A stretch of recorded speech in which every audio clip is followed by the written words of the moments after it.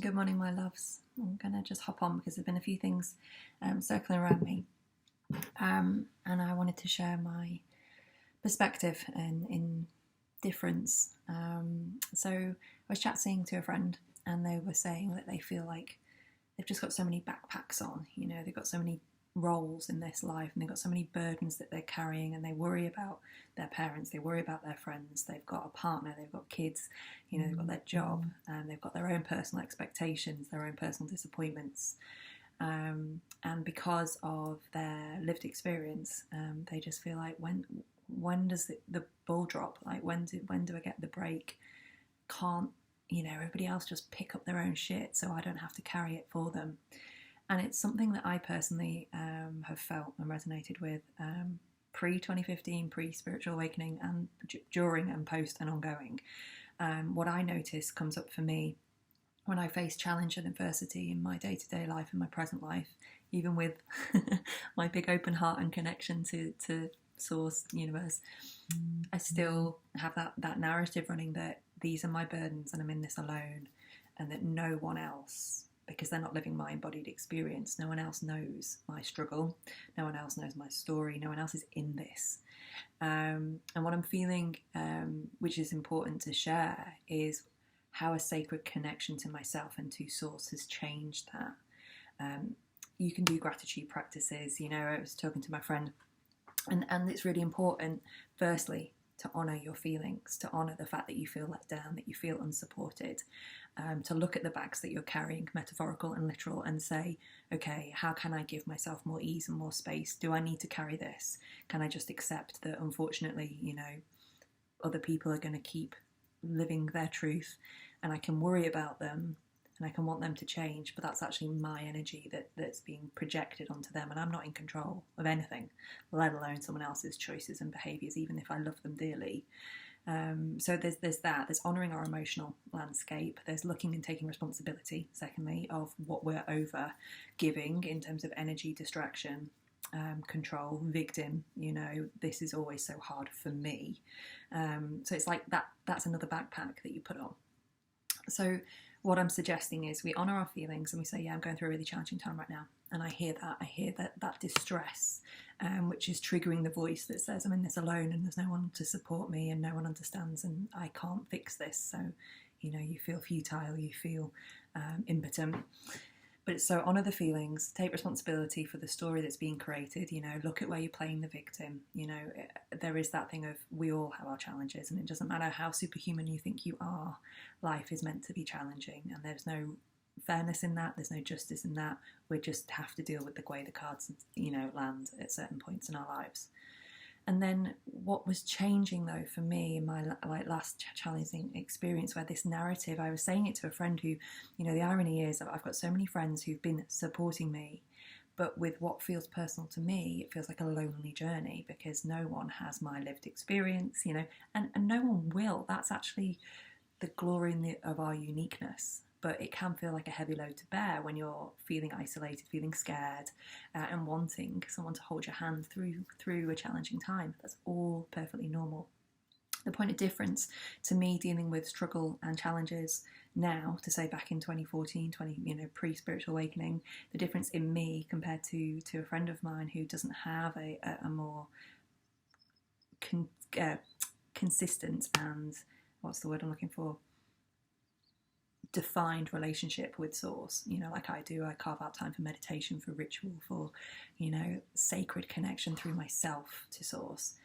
That is what I've been calling in more. So as I've been acknowledging, no other human can have my embodied lived experience, no other human can walk this path with me in the way that's going to help me feel like they're literally carrying one of my bags for me.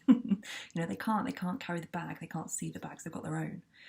So that is what makes me feel alone, and it makes me play victim.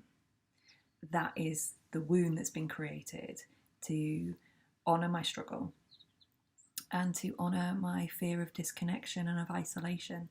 And that is such a deep limiting belief program, and I think it resonates with a lot of us. And I think having a deep spiritual sacred connection means that where other humans let me down or where other humans can't fill the void, there is space in my heart to call source energy in. And what I've been doing, going through, physically, like when I say physically, like a human, a humanly challenging time with logistics and practicalities and, decisions and overwhelm, I've been calling in those quiet times that I choose to make for myself. I've been calling in support from Source, and I've been choosing to believe that I'm supported by Source, and that this isn't an endurance challenge, that I'm not getting to a point where I will have become good enough for things to be plain sailing, that this is the life I chose. These are the experiences I need to have. These are the experiences that are empowering me to become a stronger, more empowered and just self-realised individual. I know parts of myself, dark parts of myself, better because I walk beside them now when they kick off in fear or judgment or anything else. And it's bringing me every day closer and closer to loving all aspects of myself. That's what all this is about. And as I said at the start, it's not about bypassing the emotions and the difficult times and taking right action, but it is about saying, okay, I'm overwhelmed and I feel alone, but there is this Source support system, this energetic, and it's physics, it's energy that I can call in to recharge my batteries. And that is taking me deeper in trust and in the dance with the divine, with energy. It's helping me reduce and eradicate the voice and the victim story. And it's pushing me further and deeper into trusting and knowing myself, knowing thyself. And that ultimately is what I see as the silver line of challenges and of the pressures of human life that we're all currently facing. It's actually steering us to move towards remembering the sacred self, remembering our soul self, and moving forwards with a deeper connection to soul self when the human and the other lets us down. So it's not that we're being denied or deprived help and support, it's that we're looking in the wrong places for it right now. So I just offer that up as my current perspective on my soul's journey, on my self-healing journey. And for those of you that are struggling, that are feeling quite alone in the burdens that you carry, I hope that this helps you sort of take a look at what bags you're carrying. What bags do you have to carry? Where are you playing the victim and willingly picking up more bags that no one's asked you to carry?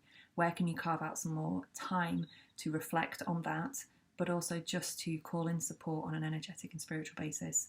For me, just close your eyes. Take a deep breath in and just repeat 3 times. Even though I feel alone in my life experience, I know and call in support from Source. Even though I feel alone right now in my life experience, I know and call in support from Source. Even though I feel alone right now in my life experience, I know and I call in support from Source. Another deep breath. And then lastly, look for the signs. Look for the signs of support. It can be a butterfly dive bombing your head. It can be a friend texting you out of the blue to say, how are you doing? It could be, time appearing so you can go and do something for yourself that brings you joy. And pay attention to the good things, look at the nourishment and support that you already have, the good food that you can eat, the sunshine, the rain, the nourishment of our environments. Pay more attention to the good, and it will help you balance out when there feels like there's a lot of bad backpacks. Nothing's good or bad. Much love. Speak to you soon.